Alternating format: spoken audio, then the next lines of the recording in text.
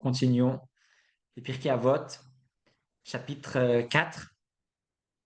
Si Dieu veut, ce shiur est Leilou Nishmat Baruch Ben Arieleib, mon grand-père qui est décédé il y a quelques jours, et que Bezrat Hashem, c'est une Mishnayot, on va voir, qui parle beaucoup du Olam Haba et de Triyat HaMetim, donc c'est Be'ashgacha Pratit, qu'elle soit une source d'élévation pour sa Neshama et qu'elle revienne très vite avec Triyat HaMetim.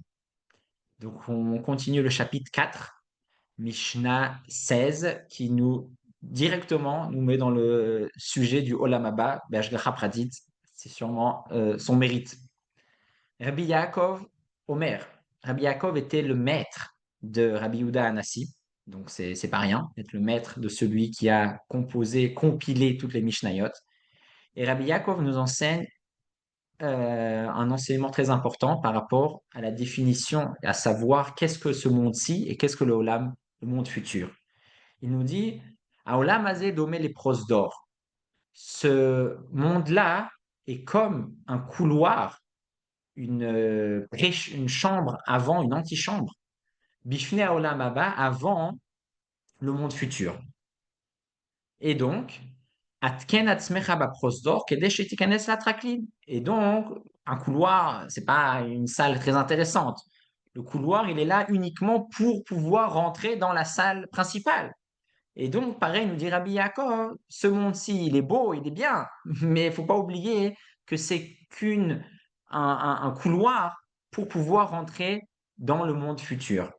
Et donc là, on a le premier aspect, la première définition qui, d'une certaine manière, réduit la valeur de ce monde-là, en disant ce monde-là, bon, c'est pas très important, c'est qu'un couloir, faut pas s'éterniser. Le but, c'est après, c'est Olam Haba.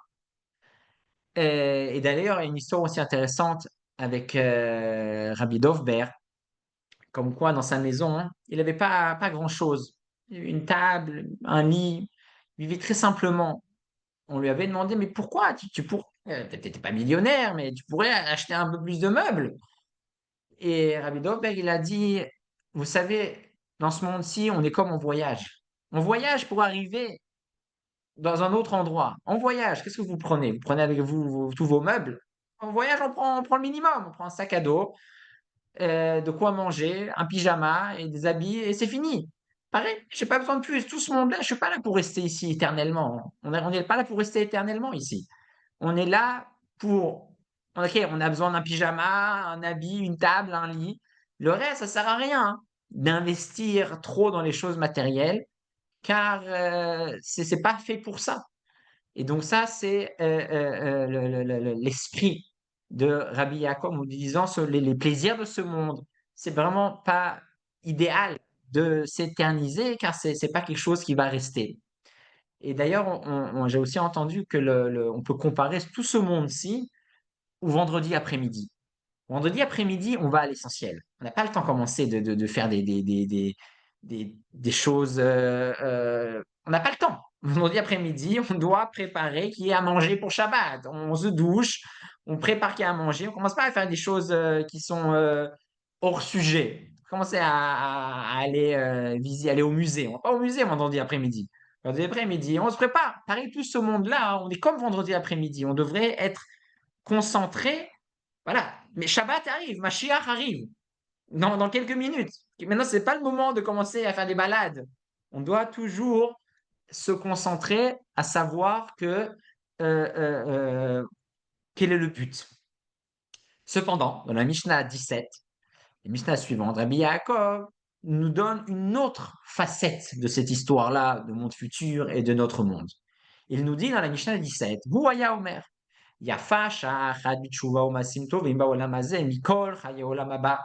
Quand bien même ce qu'on a dit avant, ce monde-ci, quand on fait des bonnes actions, une heure de teshuva et de bonnes actions dans ce monde-ci est plus belle que tout le monde futur.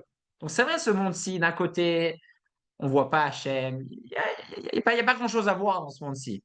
Mais dans ce monde-ci, il y a quelque chose d'unique qu'il n'y a pas dans le monde futur. Et ça, il faut être conscient. C'est le fait d'avoir la possibilité de faire la volonté d'Hachem. Dans le monde futur, on ne peut plus faire la volonté d'Hachem. Il n'y a plus d'Yetzerara, il y a plus. On est spectateur. et on profite de la lumière divine. Ça, il y a dans le monde futur et il n'y a pas dans ce monde-là. Dans ce monde-là, on ne profite pas de la lumière divine. Il n'y a pas de lumière, il y a de l'obscurité. Il y en a beaucoup. Bon, il n'y a pas que l'obscurité, mais il y en a beaucoup. Et donc, mais par contre, dans ce monde-ci, on a la possibilité de faire Torah ou mitzvot. Et ça, il n'y a pas dans le monde futur. On ne met pas les tzitzit dans le monde futur. On ne fait pas le Shema Israël. On n'a pas la mitzvah de donner le maaser dans le monde futur. Dans ce monde-ci, on peut. Et donc ça, il faut en être conscient et le profiter au maximum. Et voilà, profiter de la beauté de ce monde-ci. Et donc, ויפה שעה אחת של קורת בעולם הבא מכל חיי עולם הבא. Mais quand même, donc termine cette Mishnah, Rabbi Yaakov, en nous disant que quand même, les dévoilements divins du monde futur sont beaucoup plus puissants que le dévoilement divin de ce monde-là. Dans ce monde-là, en d'autres termes, on ne peut pas profiter du dévoilement d'Hachem parce qu'on ne le voit pas. Mais par contre, être attaché à l'essence d'Hachem, faire ce qu'Hachem y veut, tout simplement, ça, on peut que dans ce monde-ci. Donc, il y a un paradoxe à comprendre dans ce monde-ci. D'un côté, ce monde-ci, le secondaire et la matérialité, c'est pas l'essentiel. Et tout le monde, et tout le but, c'est profiter de la divinité dans le monde futur. D'accord, mais pour y arriver à ça, hein, à profiter de cette divinité dans le monde futur, il faut passer par faire la volonté d'Hachem dans ce monde-là. Et ça, c'est qu'uniquement dans ce monde-là. Voilà, chaque chose en son temps, en d'autres termes. Dans ce monde-ci, il y a des choses magnifiques qu'il n'y a pas dans le monde futur. Dans le monde futur, il y a des choses magnifiques qu'il n'y a pas dans ce monde-là. Baruch Hashem, il y a du bien de partout, chaque chose en son temps. Mishnah 18. Rabbi Shimon ben Elazar. Rabbi Shimon ben Elazar était un des grands élèves de Rabbi Meir Balanes, un ami. Il était aussi un ami de Rabbi Yehuda Hanassi. Un des derniers Tanaïm, dans la période des Tanaïm qui ont composé les Mishnayot. Il a d'ailleurs eu une longue vie. On va voir peut-être pourquoi c'est lié à ce qu'il a enseigné. Et il nous enseigne 4 conseils pratiques dans la vie de tous les jours. Et il nous dit tout d'abord, Alteratse travrecha beshat kaaso. N'essaye pas de calmer, de raisonner ton ami lorsqu'il est énervé. Lorsqu'il est énervé, il faut être présent, il faut être à ses côtés, il faut peut-être l'écouter, il ne faut pas trop qu'il parle. Quand on est énervé, il vaut mieux pas trop parler. Il faut être là, il faut être présent, mais il ne faut pas commencer à lui dire, mais non, tu sais quoi, c'est pas rien. Tout ce qu'on va dire, ça va embraser le feu de la colère. Il faut être présent, mais il ne faut pas en parler. Après, qu'il s'est calmé, alors là, on peut essayer de le raisonner, de lui dire pourquoi c'est pas si grave et pourquoi c'est pour le bien, etc. Mais au moment de la colère, il ne faut pas parler de la chose. Ça va que se retourner contre tout le monde. Et de qui on apprend ça, nous disent les commentaires? De Moshe Rabbeinu et Hachem. Lorsqu'Hachem était énervé à cause de la faute du veau d'or, Moshe a commencé à essayer de dire de calmer Hachem, si on peut dire comme ça. Et Hachem lui a dit clairement dans le passouk, Panay elechu vanichot ilach. Attends un moment, je vais tourner la tête et après tu pourras essayer de me raisonner. Mais là, quand je suis énervé, c'est pas le moment. Donc on apprend d'Hachem lui-même qu'on ne raisonne pas une personne qui est énervée, on attend. Première chose. Deuxième chose, deuxième conseil, ve'al tenachamenu beshat shemeto muta lefanav. Consoler une personne, c'est pas le moment de le consoler lorsque le mort ou la mort est devant la famille euh, qui vient de perdre quelqu'un de sa famille. Lorsque la personne, elle vient de mourir, on ne peut pas venir consoler. Elle vient de mourir, qu'est-ce que je vais consoler? Maintenant, je suis dans un moment de tristesse. La consolation vient après. Après l'enterrement, hein. D'ailleurs, Nichum Avelim, on ne fait pas Nichum Avelim avant l'enterrement. Avant l'enterrement, il n'y a pas de consolation. Maintenant, c'est un moment pareil, comme on doit être présent. Ce n'est pas un moment où on console, c'est après. Et de qui on apprend ça? Aussi à la Kadosh Baruch Hu. Nous raconte le prophète Yeshaya. Lorsque nous sommes sortis en galoute, en exil de Babel, Hachem a été triste, était endeuillé de l'exil. Et les anges ont commencé à vouloir essayer de le consoler. Et Hachem a dit clairement, on peut voir ça dans les psukim même, Yeshayahu Pasuk, chapitre 22, Pasuk 5, il lui dit, Hachem dit aux anges, Al ta'itsu, ne vous précipitez pas à me consoler. Maintenant, ce n'est pas le moment de me consoler. on va attendre que ça passe et après vous pouvez me consoler. Mais maintenant, je suis triste. Maintenant, c'est pas le moment de me parler de ça. Hachem clairement a dit ça aux anges qui ont voulu essayer de le consoler suite à l'exil de Babel. Troisième conseil de Rabbi Shimon ben Elazar, Ve'al tish'al lo beshat nidro. Lorsque quelqu'un fait un vœu, c'est pas le moment, au moment du vœu, de parler trop de ce vœu et de vouloir connaître les détails de pourquoi il a fait ce vœu et est-ce qu'il est vraiment sûr. Pourquoi c'est important de ne pas faire ça? Car si au cas où on doit annuler ce vœu, Rosh Hashanah approche, il faudra bientôt annuler les vœux, alors à ce moment-là, euh, pour annuler le vœu, comment ça marche? On montre à la personne qu'en fait, s'il avait compris la difficulté de son vœu, il ne l'aurait jamais fait. Par exemple, quelqu'un il dit, je vais étudier une macérette de Gemara cette année. Voilà, je fais un vœu. Mais il n'a pas très bien compris ce que ça veut dire une macérette. C'est long une macérette. C'est dur une macérette. Lui a cru qu'il allait avoir le temps. Il n'a pas compris qu'il travaille. Il n'a pas compris qu'il a des enfants. Il n'a pas compris que s'il avait vraiment été conscient de tout ça, il n'aurait pas fait le vœu. Et donc, si quelqu'un il se retrouve à la fin de l'année, il n'a pas étudié sa macérette encore, eh ben, il y a un moyen d'annuler son vœu. Les chachamim vont vers lui et lui disent, mais tu étais vraiment conscient quand tu as dit ça? Tu avais vraiment compris le temps que ça prend d'étudier un traité de Gemara? Tu avais compris vraiment que tu n'avais pas le temps de faire ça? Tu as dit ça, tu étais de bonne volonté, c'est bien. Mais en fait, on dévoile d'une certaine manière qu'il n'a jamais vraiment consciemment fait ce vœu. Et donc, si maintenant, quand quelqu'un il fait un vœu, je lui dis, mais t'es sûr? T'as vraiment compris? Qu'est-ce que c'est étudier une macérette? T'es vraiment sûr que tu auras le temps? Et la personne dit, oui, oui, monsieur, j'ai compris, t'inquiète pas, oui, oui, j'aurai le temps. Après, c'est du moment qu'il a dit ça, après, on peut plus lui dire, il était conscient d'une certaine manière. C'est pour ça que quand quelqu'un fait un vœu, il fasse le vœu, pas trop parler dans les détails, parce que si on doit arriver à dénouer ce vœu, pardon, alors ça sera compliqué s'il a déjà été dans les détails avant. Quatrième conseil de Rabbi Shimon ben Elazar, Ve'al tishtadel lir'oto b'sha'at kalkalato. Lorsque quelqu'un est dans un moment de difficulté, de faute, c'est pas le moment qu'il faut le regarder.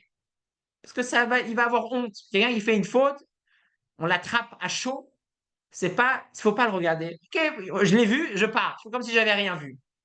Et ça, c'est ce que nous conseille pour ne pas lui faire honte, tout simplement. De qui on apprend ça, nous disent les commentaires, pareil d'Akadosh Baruch Hu et Adam et Chava. Lorsqu'Adam et Chava ont fait la faute, Hachem a vu, il aurait pu les attraper. Ah, je vous ai vu, je vous ai attrapé. Non, non, non, non, il a attendu qu'ils s'habillent, que la faute se passe, et après, il leur a dit où vous êtes, qu'est-ce qui se passe, pour pas leur faire honte. Donc, euh, pareil à nous, si je vois quelqu'un qui fait quelque chose de mal, j'ai vu, je fais semblant que j'ai pas vu. Après coup, je peux lui parler si je veux l'aider à sortir de ce problème. Mais au moment de la faute, c'est pas un moment où on va vers les gens. Et donc, toute cette Mishnah de Rabbi Shimon ben Elazar, c'est vraiment des Mishnayot qui, des fois, on a une bonne intention, on veut calmer la personne, on veut consoler la personne, on veut dénouer le vœu, mais il faut savoir quand. Chaque chose en son temps. Une même parole peut être constructive à un certain moment et destructive à un autre moment. Il ne faut pas juste être sage et savoir quoi dire. C'est déjà quelque chose de grand, savoir quoi dire. Mais il faut surtout savoir quand le dire et dans quelle situation le dire. C'est une autre chose qui est très, très, très, très important, comme nous dit Rabbi Shimon ben Elazar. Donc, vous attachez qu'Hachem nous donne la force de savoir, premièrement, quoi dire, mais encore plus et surtout, quand le dire. Mishnah 19. Shmuel Akatan. Shmuel le petit. Pourquoi il est appelé comme ça dans la Mishnah? Car il était très humble, très petit à ses yeux, très humble. Et d'ailleurs, c'était un élève de Hillel Azaken. Malheureusement, il n'a pas eu d'enfant. Il a eu quand même le mérite d'avoir un grand espède horizon funèbre. Et il lui a dit Binfol oivecha altismach. Shmuel Akatan, quelque chose de très intéressant dans cette Mishnah, et c'est pas qu'il enseigne un enseignement avec ses propres mots comme tous les Tanaïm. Il cite un pasouk. Son enseignement, c'est un pasouk. Il cite un pasouk de Michelet des proverbes de Shlomo Amelech. Dans ce passouk, Shlomo HaMelech nous dit clairement, ne te réjouis pas de la descente, de la chute de ton ennemi. Ton ennemi, c'est ton ennemi, il t'a fait du mal. Le jour où il tombe, tu n'as pas à te réjouir. Et pourquoi je me réjouirais pas? C'est mon ennemi, il m'a fait du mal, il est tombé, je suis content pour lui. Non, pour plusieurs raisons. Première raison, nous disent les commentaires, Hachem, à la base, n'aime pas utiliser la gvoura. Il n'aime pas punir. Non. Mais des fois, il n'a pas le choix. Parce que punir, c'est pas pour punir. Quand Hachem il nous punit, quand on a quelque chose de difficile dans notre vie, c'est pas parce qu'Hachem il nous en veut. Hachem, il veut toujours qu'on avance. Il veut toujours notre bien. Il veut toujours notre positivité. Mais des fois, hein, on ne comprend pas qu'il faut changer des choses. Alors, des fois, je comprends. Si je comprends qu'il faut que je change des choses, là, Hachem, il n'a pas besoin de m'envoyer une punition. Parce que j'ai compris tout seul qu'il faut que je change. J'ai compris tout seul qu'il faut que j'arrête. Mais des fois, on ne comprend pas. On ne comprend pas. On ne comprend pas. On voit des signes à droite, à gauche, en face, devant, derrière. On ne comprend toujours pas. Donc, la seule manière de comprendre des fois, c'est ce qu'on appelle la gvoura. Une punition, ça peut être quelque chose d'un événement tragique. Mais je dois savoir qu'Hachem, à ce moment-là, en fond, lui, il veut pas. Il veut pas nous dire non. Il veut pas nous donner une claque. Mais il le fait parce que nous, on n'a pas le choix. On lui laisse pas le choix. Alors, il le fait parce qu'il veut qu'on s'arrête.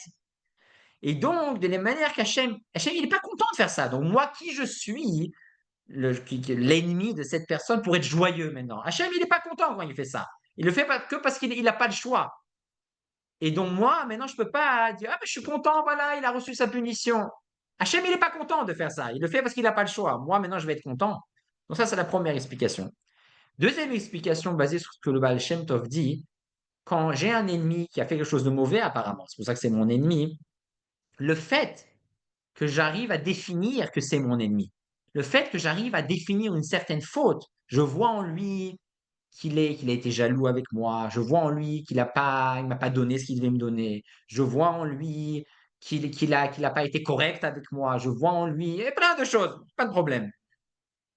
Si j'arrive à définir le mal chez quelqu'un, c'est que d'une manière ou d'une autre, j'ai du mal aussi en moi. C'est impossible de définir du mal si je ne comprends pas chez moi comment ce mal existe. C'est impossible. Je ne peux pas vous définir la vie sur Mars. Je peux, parce que je ne sais pas c'est quoi.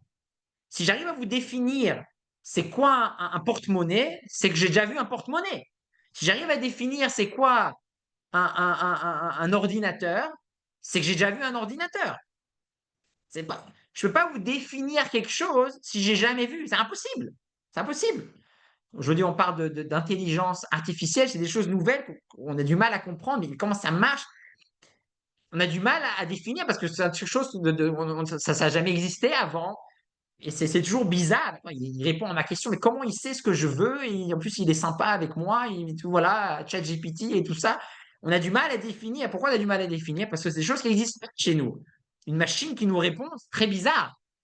Mais de ça qu'on n'arrive pas à définir. Mais si j'arrive à définir, lui, c'est mon ennemi, il m'a fait ça et ça veut dire qu'en moi, j'ai aussi ça. Tout simplement. Et donc, encore une fois, donc ce n'est pas normal. Lui, voilà, il se prend la punition. Mais moi aussi, je devrais d'une certaine manière, si j'arrive à définir et j'arrive à voir que c'est mon ennemi. Et donc, c'est pour ça que je ne dois pas me réjouir de cela. Une autre chose importante à savoir avant de passer à la prochaine Mishnah de Shmuel Akatan. Shmuel Akatan nous enseigne la Gemara, comme quoi à la base, la Amida était composée de 18 bénédictions, le Shmoné Esrei.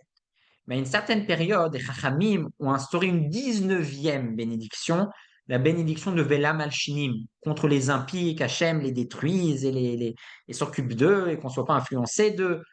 Et d'après un certain avis, d'après la Gemara Brachot, c'est Shmuel Akatan. Shmuel Akatan, c'est lui qui a instauré cette 19e bracha. C'est très intéressant de voir le lien, hein, que Shmuel Akatan, apparemment, il est spécialiste en ennemis. C'est lui qui sait comment les gérer. Et c'est pour ça que lui était au niveau d'instaurer cette bracha de Vela Malchinim. Pas tout le monde est au niveau de gérer des gens mauvais. général, les gens mauvais, on veut les brûler et on veut pas les voir. Il faut savoir comment trouver le bien, comment ne pas être joyeux dans leur chute. Shmuel HaKatan était un spécialiste apparemment des gens, si on peut dire, mauvais. C'est pour ça donc il a eu le mérite. Jusqu'aujourd'hui, on lit la Vela Malchinim, la 19e bracha, tous les jours, 3 fois par jour. C'est une de ces institutions. Mishnah 20, Elisha ben Avouya. Elisha ben Avouya, c'était aussi quelqu'un de très spécial. Le maître de Rabbi Meir Balanès, c'est pas rien. Mais malheureusement, à la fin de sa vie, Elisha ben Avouya a quitté, si on peut dire, la voie de Torah au mitzvot. Certains expliquent car le fait, 4 tzadikim ont eu le mérite de rentrer dans le Pardes, dans les secrets profonds de la Torah. Rabbi Akiva, Ben Azai, Elisha Ben Avouya aussi. Et malheureusement, Elisha Ben Avouya, c'était trop de lumière pour lui. Et donc, il est ressorti fou. Des fois, quand on est témoin à des choses trop puissantes, on peut perdre la tête, comme on dit. Et donc, Elisha Ben Avouya, à la fin de sa vie, il a perdu la tête. Il a quitté le chemin de Torah au mitzvot. Mais quand même, Rabbi Meir, son élève, a continué à prendre des enseignements de son maître. Quelque chose de très, très spécial. Hein. On peut dire, voilà, il a quitté Torah mitzvot, hey, il est en quarantaine, il est sale, il est... Non, ça y est, non. Rabbi Meir savait prendre le bien et laisser le mal de côté. Il arrivait. Et c'était très spécial. C'est vraiment une force très chassidique de voir du bien, même dans des gens qui apparemment n'ont pas de bien. Rabbi Meir a continué à apprendre les enseignements de son maître, bien que son maître ne reconnaissait plus, ne donnait plus de crédit à Torah au mitzvot. Très, très spécial. Et à la fin, Rabbi Elisha Ben Avouya est quand même décédé avec des remords et avec un esprit de teshuva. Donc Elisha Ben Avouya nous enseigne l'importance de l'étude lorsqu'on est jeune. Il nous dit, quelqu'un qui est jeune quand il étudie, c'est comme lorsqu'on écrit sur une feuille, une nouvelle feuille, c'est propre, ça rend, on intègre beaucoup plus lorsqu'on est jeune. À l'Omed, Yeled, les Maodomé, les Dioktuval, les Yachadash, lorsque j'étudie en étant enfant, hein, c'est comme si j'écris avec de l'encre sur une nouvelle page. Par contre, lorsque j'étudie, lorsque je suis plus âgé, Valomed, Zaken, Lema Odome, les Dioktuval, Yamachouk. Ma tête, elle est déjà remplie, j'ai déjà étudié beaucoup de choses, mais déjà passé beaucoup de choses dans ma vie. Je rajoute de l'étude, c'est bien. Mais c'est comme quand j'écris sur une feuille qu'on a déjà écrit dessus, on a effacé, on a réécrit, on a effacé. C'est pas pareil. Ça, c'est la première partie de la Mishnah. Continue un autre Tana dans cette Mishnah, Rabbi Yosef Bar Yehuda, Ish Kfar Abavli, celui qui vivait dans un village Bavli. Certains disent qu'il avait beaucoup de noms, ce Tana, car il était poursuivi par les Romains et il essayait de suivre, il avait plusieurs passeports. Et lui, il dit, oui, c'est vrai, quand on étudie jeune, il y a l'avantage que c'est tout neuf et c'est tout nouveau et c'est tout frais, ça reste dans la tête. Mais il faut aussi le dire, il y a aussi un grand avantage dans l'étude qui est chez les personnes plus âgées. Car eux, leur cerveau est beaucoup plus mûr, ils comprennent beaucoup plus profond que quelqu'un de jeune. Donc, faut pas. C'est comme on a étudié au début du chapitre, ce monde-ci et ce monde futur. Il y a un avantage chez chacun. Quand on est jeune, tout est neuf, on intègre, on absorbe, d'accord, mais le niveau de compréhension est faible. Quelqu'un qui est âgé, il a passé des choses, quand il voit un passouk, il l'intégrise, il le comprend mieux, qu'on le veuille ou non. Donc c'est ça que nous dit Rabbi Yossi, Alomed minaktanim, quand j'étudie de quelqu'un de jeune, c'est comme si je mange des raisins qui sont pas mûrs, ou comme si je bois un vin qui est pas ancien. Mais c'est pas waouh. Alors lorsque j'étudie de quelqu'un d'âgé, cette personne âgée, elle est mûre. Les raisins, ils sont vraiment, ils sont à point. Et c'est comme du vin qui est un vin ancien. Donc, on a dans cette Mishnah le pour et le contre des deux situations. Donc, Baruch Hashem, déjà la bonne nouvelle, peu importe quel âge on peut étudier la Torah et c'est bien. On est vieux, c'est vieux, on est jeune, c'est jeune. Et termine la Mishnah, alors encore un chidouche encore plus grand, que c'est pas évident de savoir si on est vieux ou on est jeune. Rabbi Meir finit, Rabbi Meir finit la Mishnah, il dit attention, attention, non, non, non, non, non. Toi tu crois que tu es jeune, mais en fait tu es vieux. Toi tu crois que tu es vieux, mais en fait tu es jeune. Al tistakel quelqu'un ne regarde pas sur la bouteille, sur l'étiquette de la bouteille. Et là, ben, chez Yesh Bo, regarde qu'est-ce qu'il y a à l'intérieur. Yesh kan kan chadash maleyashan. Il y a des gens, il y a des bouteilles que de l'extérieur, elles ont l'air nouvelles. Ça a l'air des enfants. Il y a des enfants, mais en fait, ils ont un cerveau comme de personnes âgées. Des fois, c'est des enfants, mais ils comprennent d'une manière mûre comme des adultes. Et il y a des bouteilles qui de l'extérieur ont l'air âgées, c'est déjà des bouteilles anciennes, la personne elle a déjà un certain âge, comme c'est marqué dans son passeport, mais en fait dedans il est jeune, en fait dedans il a plein de vitalité. Donc ça c'est la fin de cette Mishnah, de cette très belle Mishnah, qui comme quoi, Baruch Hashem donne l'espoir à tout le monde finalement. Qu'on soit jeune, qu'on soit vieux, on peut étudier, il y a un avantage dans chacun. Et même si des fois sur le passeport il y a marqué que je suis jeune ou que je suis vieux, ça ne veut rien dire. Faut pas regarder sur le passeport, faut pas regarder sur l'étiquette de la bouteille, quel âge le vin. Des fois, c'est faux. Sur de l'extérieur, ça a l'air d'être une vieille bouteille, une bonne bouteille. Mais en fait, à l'intérieur, il y a un vin tout jeune. C'est facile de rentrer du nouveau vin dans une ancienne bouteille. Et donc ça, c'est très, très important. Et c'est d'ailleurs aussi pas pour rien que Rabbi Meir enseigne ça, car Rabbi Meir savait voir, des fois, on ne comprend pas les gens, on croit que certaines personnes, ils sont comme ci, ils sont comme ça. Rabbi Meir savait voir l'intérieur, le diamant, la positivité qu'il y a chez chacun. Et donc ça, c'est ce qu'on peut apprendre de lui, que chacun, des fois, on ne comprend pas vraiment. On croit comprendre, hein, mais on ne sait pas le potentiel positif qu'il y a chez chacun. Mishnah 21. Rabbi Elazar Akapar. Rabbi Elazar Akapar est né à Chypre, c'est la grande mode, Nolad Bekafrissin, d'après les commentaires, et c'est un des derniers Tanaïm, un ami de Rabbi Yehuda Anassi, qui lui a commencé les Mishnayot, et il enseigne à mon avis, une des plus belles Mishnayot de tout Pirkei Avot. Moi, c'est une de mes préférées. Elles sont toutes belles, mais celle-là, elle est spéciale. Rabbi Elazar nous dit que Akina va ta'ava va kavod motzi'in et adam min haolam.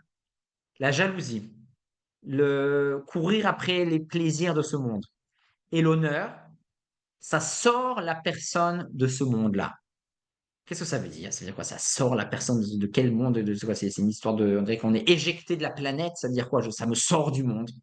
Le sens simple de cette Mishnah signifie que lorsque quelqu'un est jaloux, il regarde ce qui se passe chez les uns, chez les autres, qu'est-ce qu'il n'a pas. Ou alors il est occupé à profiter de ce monde, des plaisirs de ce monde. Ou alors il cherche à ce qu'on l'honore, il se vexe très vite parce qu'on ne l'a pas honoré et tout ça. Ça, c'est des signes qu'il n'est pas à sa place, cette personne. C'est des signes qu'il n'est pas dans son monde. Il est sorti de son monde. Il n'est pas là où il est. Parce que quelqu'un qui est investi dans sa mission, dans sa shlichut, dans son travail, automatiquement, il n'a pas de temps, il n'a pas la place dans sa tête et dans sa journée pour commencer à regarder l'herbe de son voisin, si elle est verte ou moins verte, ou bleue, ou sèche, ou bien tendue. Pareil, il n'aura pas le temps de commencer à vouloir trop profiter de ce monde. Parce qu'il est occupé, il travaille. Et pareil, il ne va pas se vexer très vite si on lui a dit ce mot de travers ou pas de travers, on lui a dit ça, on l'a respecté, on ne l'a pas respecté. Les gens qui se vexent vite, c'est parce qu'ils sont vides. Donc, donc automatiquement, dès qu'on lui dit quelque chose pas au bon endroit, pas de la bonne manière, pas avec le bon ton, oui, il se vexe, c'est le grand scandale. Mais si quelqu'un il est investi dans son monde, alors à ce moment-là, il va pas avoir ces problèmes-là. Et c'est d'ailleurs une chose très très importante comme médicament, comme solution. Des fois, on peut être jaloux, on peut avoir des tentations, des choses, des plaisirs de ce monde. On peut vouloir qu'on nous respecte, on peut se vexer. Et des fois, on dit, mais c'est plus fort que moi, qu'est-ce que je peux faire? Je suis attiré par ça, je vois ce qui se passe chez les autres, je suis jaloux, qu'est-ce que je peux faire? C'est pas que je veux, mais c'est comme ça. Et donc, c'est vraiment pas évident à savoir comment sortir de ces problèmes-là. C'est des problèmes très quotidiens. Et des fois, personne n'est fier. Personne aime être vexé. On aimerait ne pas être vexé. Mais je suis vexé. Qu'est-ce que je peux faire? Je n'ai pas décidé. Il m'a vexé. Il m'a vexé. Je n'ai pas décidé. Alors, comment on peut faire pour arriver à une situation que je ne vais plus me vexer? Mon cavode va. Qu'est-ce que je peux faire? Décider. Mais non, je ne me vexe pas. Ça marche pas. Ça marche pas de dire ça. La solution est exactement dans cette Mishnah. Se concentrer dans son travail. Point. Si je me concentre dans mon travail, au maximum, alors il y a des degrés, plus je me concentre dans mon travail, moins je vais me vexer, moins je vais chercher les plaisirs de ce monde et moins je vais être jaloux. Et donc, on doit apprendre de cette Mishnah très très important à savoir voir les voyants, les alarmes. Si je vois que je me vexe très vite et mon honneur est très touché très vite, si je vois que je suis très attiré par les plaisirs de ce monde, si je vois que je suis jaloux de celui-là ou de celle-là, je dois savoir que ça veut dire alarme, voyant, voyant, voyant, concentre-toi dans ce que tu fais. Donc ça, c'est très, très, très important. Et les commentaires nous donnent des exemples concrets de la Torah. Korach était jaloux de Moshe, il était pas à sa place. Il a perdu sa mission. Gehazi, l'élève, l'assistant de Elisha, le prophète Elisha, était très attiré par l'argent que son maître aurait pu recevoir. Il a fait tout un système. Un jour, on étudiera cette histoire. Et ben finalement, il est devenu lépreux, il a pas été loin dans sa vie. Jérovam, un des rois d'Israël, a été très sensible, il avait très peur qu'on n'allait pas le respecter. Il a commencé à faire Avodah Zarah, à construire un autre temple pour pas que les gens le perdent et ne le voient plus.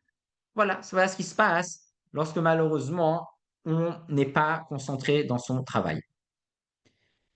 Dernière Mishnah du chapitre, Rabbi Elazar Akapar continue, Mishnah 21. On doit savoir certains faits de ce monde-là. Tous ceux qui naissent, un jour mourront. Tous ceux qui meurent, un jour reviendront. Bezrat Hashem. Et tous ceux qu'on est vivants, on sera jugé un jour, qu'on le veuille ou qu'on ne le veuille pas. Continue Rabbi Elazar Akapar. Et on doit savoir, Leïda, Léodia ou Leïvada, on doit savoir, soit en apprenant des autres, ou alors même en le disant, en l'enseignant à des autres. Mais on doit savoir, chez Ukel, Hachem, il est le Tout-Puissant. Il est notre créateur, ou à Boré, ou à Yotzer, ou à Mévil, il nous comprend, ou à Dayan, il est notre juge, ou Ed, il est notre témoin, il voit tout ce qui se passe, ou Baaldin, il est celui qui nous juge, ou Atid Ladoun, et c'est celui qui nous jugera finalement. Hachem, on ne peut pas l'arnaquer. On ne peut pas lui donner des pots de vin.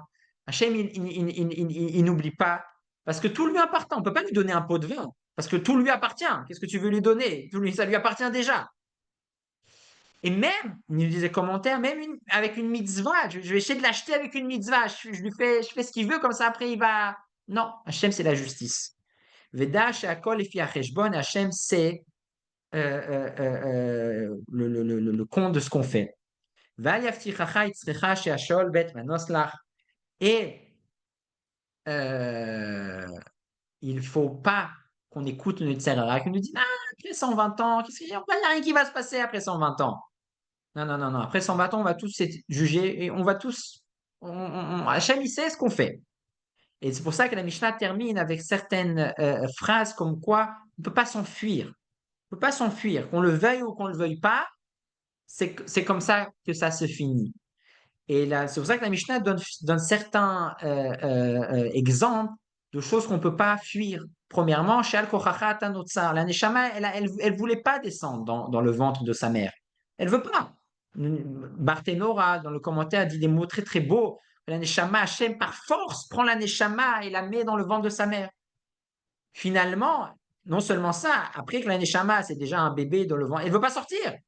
Mais quand même, Hachem de force, encore une fois, il fait sortir le bébé du ventre de sa mère. Et encore une fois, des fois, les gens, ils sont vivants, mais ils veulent plus vivre, ils sont fatigués. Même ça, on ne décide pas. Quelqu'un qui veut mourir, il ne peut pas mourir. C'est pas lui qui décide. On a tous un instinct, on ne peut pas se faire mourir. On n'arrive pas. Pareil, de vivre aussi, on ne décide pas. De mourir aussi, on ne décide pas.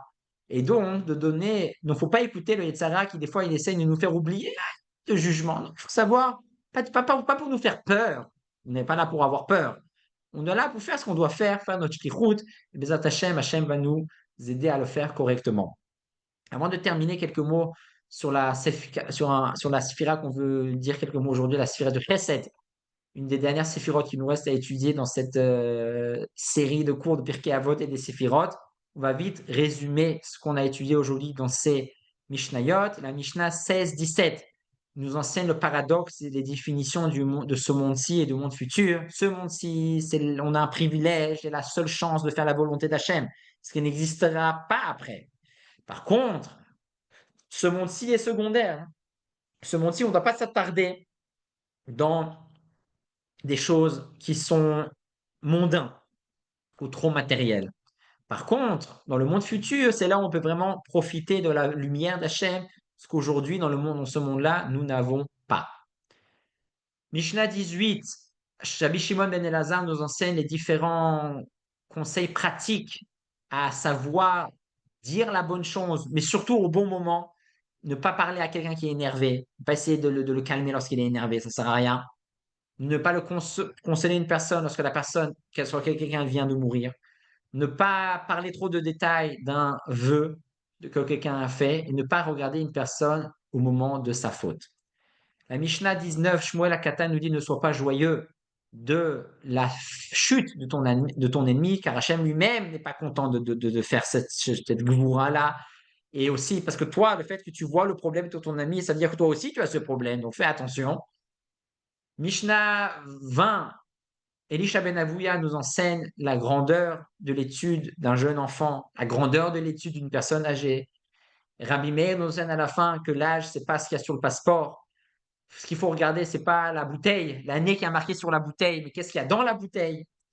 Et enfin, Rabbi Elazar Ben Akapar nous partage les alarmes qu'il faut avoir si on est jaloux, si on est trop attiré par les choses, les plaisirs de ce monde, si on est trop attiré par notre honneur. Attention, c'est un signe que nous ne sommes pas à notre place, que nous ne sommes pas au poste.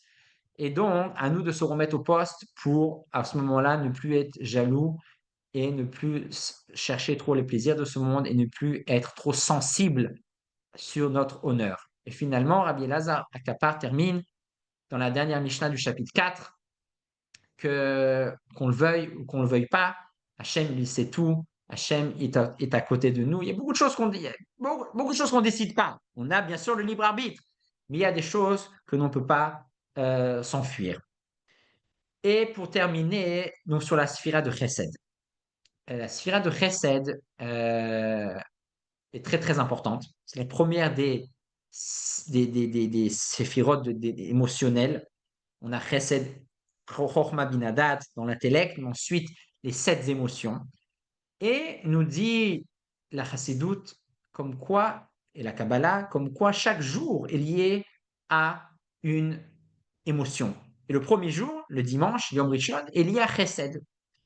Mais quelque chose de le lundi, Voura, et mercredi, Tiferet, etc. Mais quelque chose de très intéressant nous dit le Zohar, je crois qu'on lit même chaque vendredi avant Shabbat, Chesed de Azil im Kula Yamin. Le Chesed, c'est le dimanche, oui, mais il accompagne tous les jours de la semaine. Et ça, c'est unique. On dit pas ça par rapport aux autres séphirotes. La Gvura, c'est lundi et c'est lundi. Il accompagne pas tous les jours de la semaine. Chesed, c'est la première séphira et il accompagne toutes les autres séphirotes. Qu'est-ce que ça veut dire? Ça veut dire quoi qu'elle accompagne toutes les autres séphirotes tous les jours de la semaine, tous les autres comportements, toutes les autres émotions. Donc pour comprendre ça, il faut comprendre c'est quoi Chesed. Chesed, c'est vraiment faire du bien à quelqu'un, aider quelqu'un, mais sans attendre quelque chose de retour. Ce qui est quelque chose d'assez rare dans ce monde-là, parce qu'on est des êtres humains, on n'est pas des... Mais des fois, en général, c'est sans faire exprès. Sans faire exprès, on aide quelqu'un, et comme c'est sans faire exprès, on n'a pas calculé, mais on l'a aidé. Il m'a demandé, trop réfléchi, j'ai fait. Ça arrive, ça c'est le vrai chesed en fait. Mais comme on a prévu, on a fait un programme, on a fait un projet avec tac et tac et tac, un grand truc, avoir un grand projet de chesed, en général, c'est pas sans intention, c'est des bonnes intentions. On parle pas ici de mauvaises intentions. Mais dès qu'il y a une attention, dès qu'il y a un projet, dès qu'il y a un calcul, ça s'appelle plus du chesed. C'est important de le savoir. Ça s'appelle la rachamim. Ça s'appelle, ça s'est déjà mélangé avec ce qu'il a fait, qu'est-ce que je vais recevoir, qu'est-ce que je vais pouvoir lui donner, grâce à ça, je vais pouvoir continuer à donner. C'est normal. On va voir, on va voir que le monde n'a pas été creux avec Chesed. Mais Chesed, c'est important d'avoir cette définition claire et nette. Chesed, c'est donner purement. Je ne sais pas qu'est-ce que je vais recevoir. Je réfléchis même pas à ça. Je réfléchis même pas. C'est pas que je veux rien recevoir. Je donne vraiment naïvement. Mais nous dit la chassidoute, comme quoi ce chesed-là, il accompagne tous les autres comportements. Et ça, on est tous témoins que lorsqu'on commence quelque chose, une vraie relation, un vrai projet, quelque chose de puissant, ça a toujours commencé avec quelque chose de vraiment gratuit, de vraiment pur d'une certaine manière. Et ensuite, bien sûr, on ne peut pas vivre gratuitement.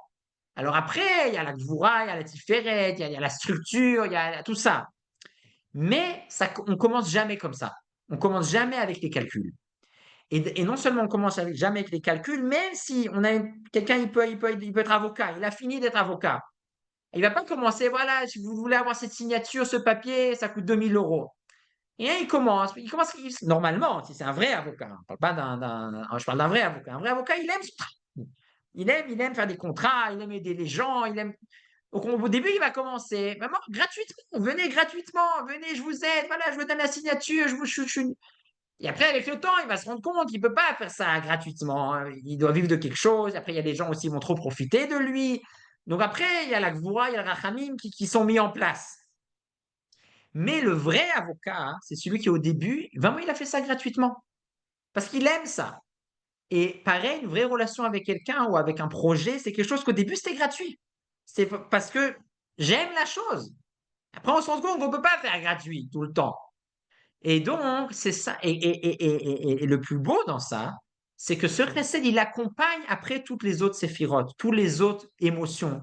Parce que quand quelqu'un il vous a aidé au début une fois, mais vraiment d'une manière pure, d'une manière désintéressée, si après ça va devenir mon associé en business, et après il y a 55 ans, il y a des règles, c'est pas la fête. Toujours, je me rappellerai que cette personne au début, la première fois qu'on s'est rencontrés, c'était sans calcul.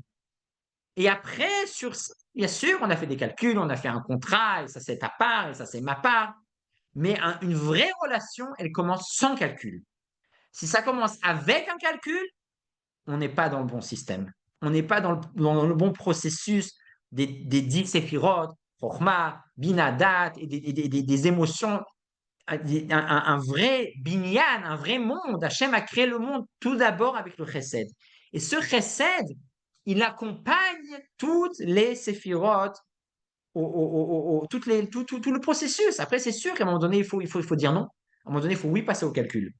Comme nous enseigne d'ailleurs le passouk de Ishaïa, là où il y a marqué, la Nourazaken amène ça aussi dans le Tanya. Yaakov Asher Pada et Avraham. Yaakov a délivré, a racheté, a sauvé Avraham. Pourquoi Avraham, il a besoin d'être sauvé? Yeshaya écrit ça. Qu'est-ce que ça veut dire? Avraham, c'est le chesed. Quand il n'y a que du chesed, en ce moment, ça finit mal. Ça ne marche pas. Ça marche pas.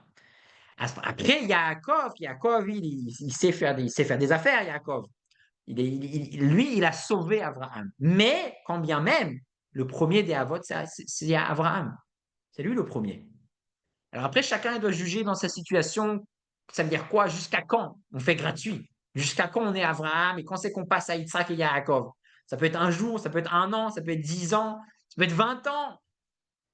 Il n'y a pas de. Chacun doit demander à Hachem de l'aider et il doit vraiment honnêtement savoir à quel moment c'est le moment de quitter le chesed, mais il faut toujours commencer par le chesed. Et le chesed accompagnera la personne et sa relation, que ce soit avec sa femme, que ce soit avec son mari au début, que ce soit avec son enfant, avec son élève. Au début, avec un élève, c'est confiance 100%. Après, on doit mettre les limites. Mais si dès le début, il y a des limites, pas bon.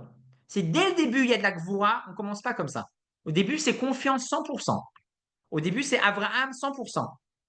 Et après, on ajuste. Bezat Hashem, qu'Hachem nous aide à avoir ça en tête. C'est pas facile. Mais Bezat Hashem, ça, c'est comme ça qu'on construit de choses puissantes et fortes. J'avoue à Tov, Chodesh Tov et Bezat Hashem, à très bientôt pour la suite des Pirkei Avot.